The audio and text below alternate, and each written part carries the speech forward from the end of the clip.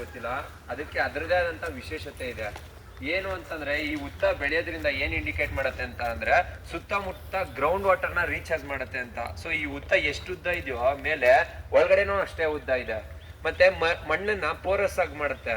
So that ಏನೋ ಅಂತಂದ್ರೆ humid condition maintain ಮಾಡಕ್ಕಾಗತ್ತೆ ಏನೋ ಸುತ್ತಮುತ್ತ ಎನ್ವೈರನ್ಮೆಂಟ್ ಅಲ್ಲಿ. ಸೊ ಅದು ಬಿಟ್ರೆ ಈ ಟರ್ಮೈಟ್ಸ್ ಬಯೋಡೈವರ್ಸಿಟಿಲಿ ಎಷ್ಟು ಇಂಪಾರ್ಟೆಂಟ್ ಅಂತಂದ್ರೆ these are the building blocks in the process of ecological succession. So ನಾವು ಅಂತಂದ್ರೆ ಒಂದು ಫಾರೆಸ್ಟ್ ಆಗ್ಬೇಕು ಅಂತಂದ್ರೆ ಅದು ಸ್ಟಾರ್ಟಿಂಗ್ ವೆದರಿಂಗ್ ಆಫ್ ರಾಕ್ಸ್ ಆಗಿ ಅಂದ್ರೆ ಫಸ್ಟ್ ಹರ್ಬ್ ಬೆಳಿಬೇಕು ಆಮೇಲೆ ಟ್ರೀ ಕ್ಯಾನೋಪಿ.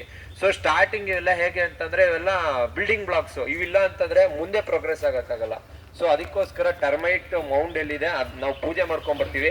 ಇದು ವರ್ದಿಲ್ಲ ಅಂತಂದ್ರೆ ಇನ್ನ ತೇವಾಂಶ ಇದೆ ಅಂತ ಅರ್ಥ ಮಣ್ಣಲ್ಲಿ.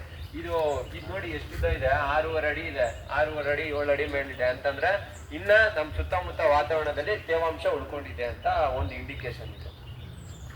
ಮತ್ತೆ ಇದು ನೋಡಿ ಮೇಲ್ಗಡೆ ಯಾವ ತರ ಇದೆ ಶೇಪ್, ಸೇಮ್ ಅದೇ ತರ ಶೇಪ್ ಕೆಳಗಡೆ ಇರುತ್ತಂತದ್ದು.